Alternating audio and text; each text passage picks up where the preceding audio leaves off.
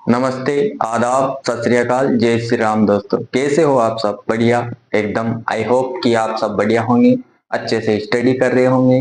Board exam है तो आप उसकी अच्छे से तैयारी कर रहे होंगे। तो उस तैयारी को निरंतर बनाने के लिए अपन आज लेकर आया हूं मैं आपके लिए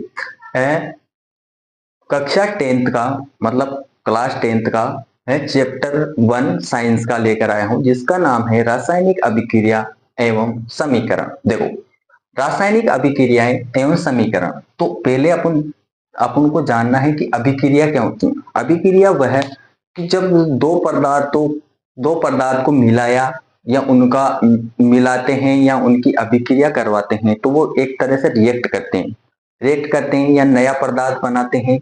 अपने भौतिक गुणों में क्या कर लेते हैं, भौतिक गुणों और मूल गुणों में क्या हो सकता है, उनका है परिवर्तन हो जाता है। तो जो उनके मूल गुणों में जो परिवर्तन होता है वो क्या है, अभिक्रियाएं हैं। तो अभिक्रियाओं को अपन दो प्रकार से समझ सकते हैं कि अभिक्रियाएं, एक तो देखो, अभिक्रियाएं कितने कितने प्रकार की होती हैं, दो प्रकार की हो सकती है। एक तो भौतिक अभिक्रिया होगी और एक होगी रासायनिक अभिक्रिया। तो भौतिक अभिक्रिया वह होगी जिसमें भौतिक परिवर्तन होगा, ठीक है। भौतिक अभिक्रिया तो वो होगी जिसमें भौतिक परिवर्तन होगा, और रासायनिक अभिक्रिया वो होगी जिसमें रासायनिक परिवर्तन होगा। अब देखो, भौतिक परिवर्तन और रासायनिक परिवर्तन होता कैसे है, अपन अपन को कैसे मालूम चलेगा कि भाई ये भौतिक अभिक्रिया है और ये रासायनिक अभिक्रिया है। ठीक है, तो देखते हैं कि भौतिक अभिक्रिया में क्या होता है कि मूल गुणों में मूल गुणों में परिवर्तन नहीं होता है। हाँ, इनके मूल गुणों में क्या नहीं होता है, परिवर्तन नहीं होता है। पहला पॉइंट ये हो गया। दूसरा पॉइंट होगा अपना कि पुनः पदार्थ को पदार्थ को प्राप्त किया जा सकता है। ठीक है, पुनः एक तो देखो, मूल गुणों में परिवर्तन, उनके जो मूल गुण होंगे उनमें क्या होगा, मूल गुणों में परिवर्तन नहीं होगा एक तो। और दूसरा है, पुनः पदार्थ को प्राप्त किया जा सकता है। मतलब जो पदार्थ की रिएक्शन करवाएंगे ना, तो उस पदार्थ को पुनः अपन प्राप्त कर सकते हैं। ठीक है, एक तो ये होगा भौतिक अभिक्रिया में, भौतिक परिवर्तन में। और एक होता है कि ये दोनों दिशाओं में चलती है। क्या होती है, ये दोनों दिशाओं में चलती है, दोनों दिशाओं में चलती है। ठीक है, दोनों दिशाओं में चलती है। ठीक है, दोनों दिशाओं में चलती है। तो इन्हें अपन उत्क्रमणीय उत्क्रमणीय उत्क्रमणीय उत्क्रमणीय अभिक्रिया भी कह सकते हैं। देखो, दोनों दिशाओं में चलती हैं तो उत्क्रमणीय अभिक्रिया कह सकते हैं। जैसे आपको आपके मतलब सवाल आ जाए कि उत्क्रमणीय अभिक्रिया क्या होती है, ऐसी अभिक्रिया जो दोनों दिशाओं में क्या होती हो, चलती हो, दोनों दिशाओं में उनकी रिएक्शन होती हो, तो वो क्या कहलाएगी, उत्क्रमणीय अभिक्रिया। जैसे एग्जाम्पल लेते हैं, इसका एक एग्जाम्पल बताता हूं। एग्जाम्पल है जैसे बर्फ का पानी बनना, बर्फ से पानी बनना। ठीक है, अब ये दोनों दिशाओं में चलेगी। देखो, दोनों दिशाओं में चलेगी। देखो, बर्फ है, ये मान लीजिए कोई पदार्थ है। अब पदार्थ है, अगर इसे हीट किया जाए, गर्म किया जाए, तो ये किस में बदल सकता है, पानी में बदल सकता है। अब पानी से पुनः बर्फ बर्फ को प्राप्त कर सकते हैं। पानी को माइनस के टेम्परेचर में अगर इसको इसका पानी को ठंडा करेंगे या माइनस के टेम्परेचर पर रखेंगे तो ये अपने आप क्या बन जाएगा, वापिस से बर्फ बन जाएगा। तो इस प्रकार की जो अभिक्रिया होती है, इधर से उधर वाली, वो अभिक्रिया कौन सी कहलाती है, उत्क्रमणीय अभिक्रिया। जैसे एग्जाम्पल हो गया अपना बर्फ से पानी बनना। एक होता है बल्ब का जलना, एक होता है, दूसरा एग्जाम्पल है इसका बल्ब का जलना।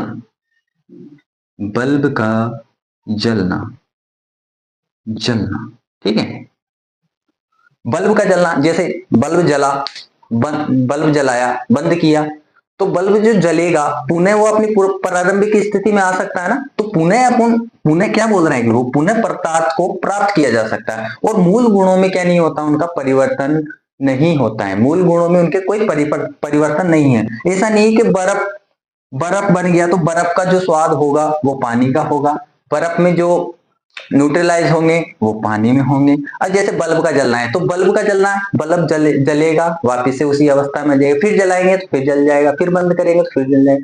तो पदार्थ को इसमें पुनः प्राप्त कर सकते हैं, ठीक है। और ये क्या होती है, दोनों दिशाओं में चलती है, तो उत्क्रमणीय अभिक्रिया हो गई, तो उत्क्रमणीय अभिक्रिया बोल सकते हैं इसको। अब जैसे जैसे रासायनिक परिवर्तन, अब आते हैं रासायनिक अभिक्रिया में। भौतिक अभिक्रिया समझ ली, अब डालते हैं सीधा रासायनिक अभिक्रिया। अब डालेंगे रासायनिक अभिक्रिया। देखो इसका पहला हेडिंग है अपना रासायनिक अभिक्रिया है, तो डायरेक्ट रासायनिक अभिक्रिया से पढ़ेंगे। इसका है स्टार लगा के लिखना है कि रासायनिक अभिक्रिया, ठीक है। रासायनिक अभिक्रिया,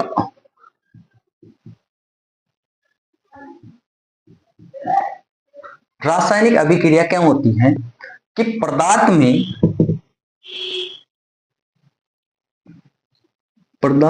में रासायनिक परिवर्तन होना, रासायनिक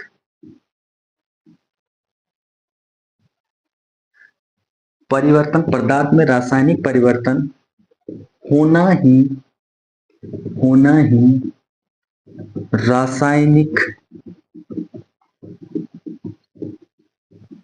रासायनिक अभिक्रिया है, ठीक है। रासायनिक अभिक्रिया की अगर आपसे कोई डेफिनेशन पूछ ले तो आपको बताना है कि पदार्थ में रासायनिक परिवर्तन होना ही क्या है, रासायनिक अभिक्रिया है। कोई पदार्थ है उसमें रासायनिक परिवर्तन हो रहा है, कोई भी, या भौतिक अवस्था उसकी चेंज हो रही है, या रासायनिक, हाँ रासायनिक परिवर्तन को समझेंगे ना, तो अपन को अभी तो याद रखना है कि रासायनिक परिवर्तन, तो रासायनिक, जब भी रासायनिक परिवर्तन होगा तब क्या हो गया, तब कौन सी रिएक्शन होगी, रासायनिक अभिक्रिया होगी, तब केमिकल रिएक्शन होगी अपनी, ठीक है।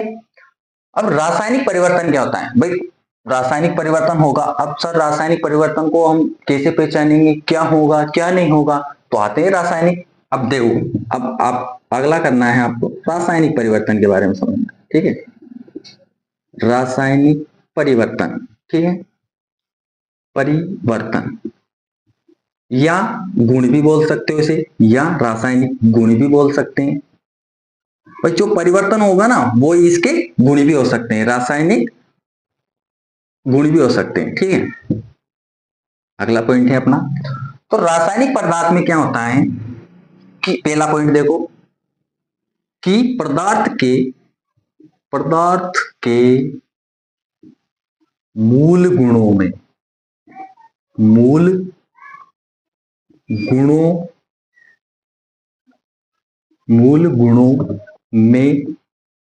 परिवर्तन होगा भाई, क्या होगा, परिवर्तन होगा। रासायनिक परिवर्तन में क्या होगा, पदार्थ के जो मूल गुणों में क्या होगा, परिवर्तन होगा। जैसे मूल गुण होते हैं, मान लीजिए कोई भी अपने पास में पदार्थ है, या कोई भी चीज है, पदार्थ यानी कोई भी चीज ले लेते, जैसे दही ले लेते हैं, दूध ले लेते हैं। अब दूध से क्या जमाया जाता है, दूध में जब कोई भी रासायनिक अभिक्रिया होगी जब जाके तो वो दही बनता है, ठीक है। तो दूध कैसा होता है, दूध का कलर भी चेंज होता है और दही का कलर भी चेंज होता है। दूध वाइट मतलब बिल्कुल सफेद कलर का होता है, और जब दही जम जाता है ना तो वो हल्का पीला हो जाता है, ठीक है। तो उसमें कुछ ना कुछ रिएक्शन हुई ना, इसलिए तो उनके मूल गुणों में क्या हो जाता है, परिवर्तन हो जाता है, ठीक है। एक तो मूल गुणों में क्या होगा, परिवर्तन होगा। दूसरी चीज है पुनः पदार्थ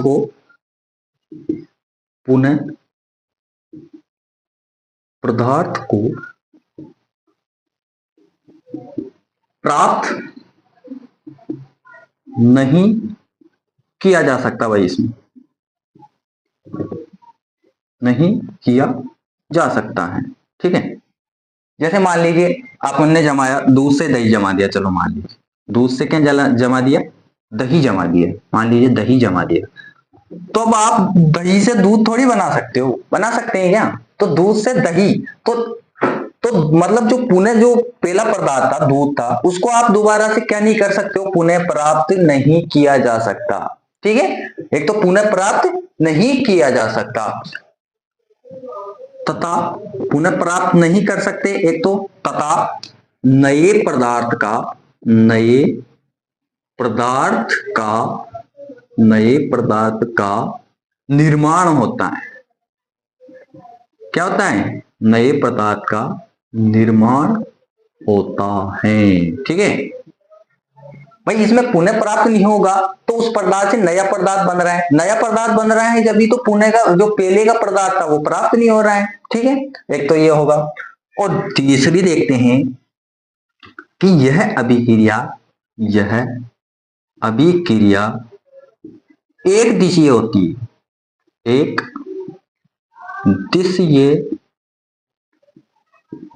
एक दिशीय होती हैं। एक दिशीय का अर्थ समझ रहे हो, एक ही दिशा में। ठीक है, तो एक ही दिशा में चलेगी तो इसको अपन बोल सकते हैं अनुत्क्रमणीय। अनुत्क्रमणीय क्या बोल सकते हैं इसको, एक ही दिशा में चलेगी ना तो अनुत्क्रमणीय बोल सकते, अनुत्क्रमणीय अभिक्रिया। और उसमें कौन सी होगी, उत्क्रमणीय। भौतिक अभिक्रिया में कौन सी होगी, उत्क्रमणीय। और रासायनिक अभिक्रिया में कौन सी होगी, अनुत्क्रमणीय अभिक्रिया। ठीक है, अनुत्क्रमणीय अभिक्रिया भी कह सकते हैं। आपको आ जाए कि अनुत्क्रमणीय अभिक्रिया किसे कहते हैं, वह अभिक्रिया जो एक ही दिशा में चलती है वो कौन सी अभिक्रिया कहलाएगी, अनुत्क्रमणीय अभिक्रिया कहलाएगी। तो ठीक है, ये परिवर्तन होगा अगर ये सारे जितने ये रासायनिक परिवर्तन है। ठीक है, ये जितने भी हैं ये रासायनिक परिवर्तन है। अगर ये रासायनिक परिवर्तन होते हैं तो अब कौन सी अभिक्रिया कहलाएगी भाई, देखो लिखा है अपने डेफिनेशन में कि पदार्थ में रासायनिक परिवर्तन होना ही क्या कहलाता है, रासायनिक अभिक्रिया कहलाता है। ठीक है, रासायनिक अभिक्रिया कहलाता है। ठीक है, रासायनिक अभिक्रिया पढ़ लिया सर हमने। अब पढ़ेंगे अपन इसका एग्जाम्पल देख लेते हैं। ठीक है, इसका एग्जाम्पल देख लेते हैं। ठीक है, पहला एग्जाम्पल होता है इसका दूध से दही का जमना। दूध से दही का जमना, अभी देखा था ना एग्जाम्पल इसमें कि मूल गुणों में परिवर्तन होता है, तो दूध से दही का जमना। ठीक है, मोमबत्ती का पिघलना दूसरा एग्जाम्पल हो जाएगा। मोमबत्ती का पिघलना, मोमबत्ती का पिघलना। तीसरा एग्जाम्पल हो जाएगा लकड़ी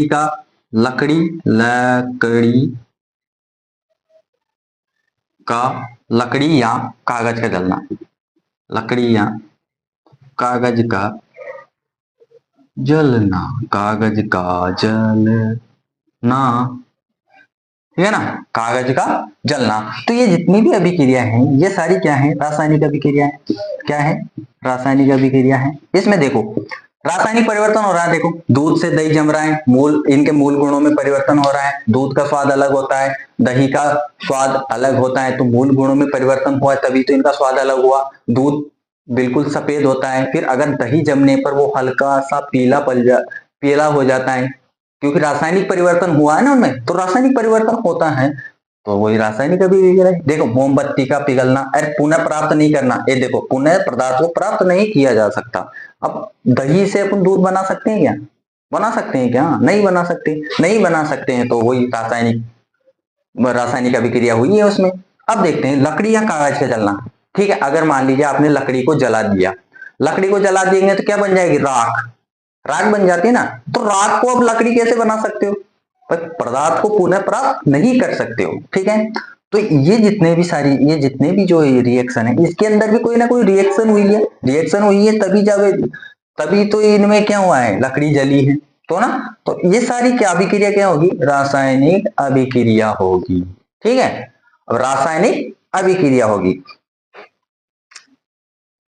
अब देखो, अब रासायनिक अभिक्रिया बिल्कुल समझ में आ गई कि रासायनिक परिवर्तन होगा वही रासायनिक अभिक्रिया कहलाएगी। रासायनिक परिवर्तन पढ़ लिया कि पदार्थ के मूल गुणों में परिवर्तन होगा, एक तो पुनः पदार्थ को प्राप्त नहीं कर सकते, और एक दिशा में चलेगी यानी अनुत्क्रमणीय होगी। ठीक है, और जैसे एग्जाम्पल देख लेते हैं, दूध से दही जमना, मोमबत्ती का पिघलना, लकड़ी या कागज का जलना। ठीक है, अब नेक्स्ट टॉपिक है अपना रासायनिक समीकरण। अब देखो भाई समीकरण क्या होगी, अगला देखते हैं, तो अगला पॉइंट है अपना रासायनिक समीकरण। ठीक है, तो देखो रासायनिक समीकरण क्या है, देखते हैं। अगला पॉइंट है अपना रासायनिक रासायनिक समीकरण। समीकरण, ठीक है। समीकरण से क्या ध्यान में आता है अपन को, समीकरण से, समीकरण कैसे लिखते हैं, लिखी होगी ना समीकरण कोई सी भी, जैसे मैथ में लिखते हैं 4x प्लस 5y बराबर 20 या 20, ये क्या है, समीकरण है। तो ऐसे ही निरूपित करना, किसी भी चीज को निरूपित करना, है ना, तो वो निरूपित करना ही क्या कहलाता है, समीकरण कहलाता है। किसी भी चीज को मान लीजिए उसका हिंदी लैंग्वेज में लिखी गई है, माना कि बोल देते हैं कि राम की आयु, राम की आयु राम से 4 गुना अधिक है, ऐसे बोलते हैं ना, तो उसको जिस अंकों में निरूपित किया जाता है उसे ही समीकरण बोला जाता है। ठीक है, तो रासायनिक समीकरण किसे बोलेंगे, कि जो रासायनिक अभिक्रिया पढ़ी थी ना अपन ने, रासायनिक अभिक्रिया, तो रासायनिक अभिक्रिया को ध्यान से सुनना, रासायनिक अभिक्रिया को,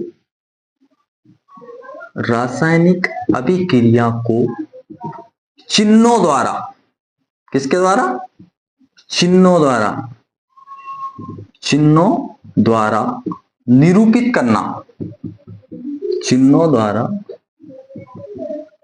निरूपित करना क्या कहलाता है, रासायनिक समीकरण कहलाता है भाई, रासायनिक समीकरण कहलाता है।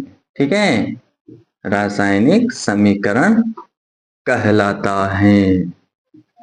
ठीक है, जैसे लिख दिया, मान लीजिए इधर है हाइड्रोजन लिख दिया, ठीक है, ऐसे हिंदी में लिखा रहता है, यह हाइड्रोजन हो गया, फिर इधर ऑक्सीजन हो गया,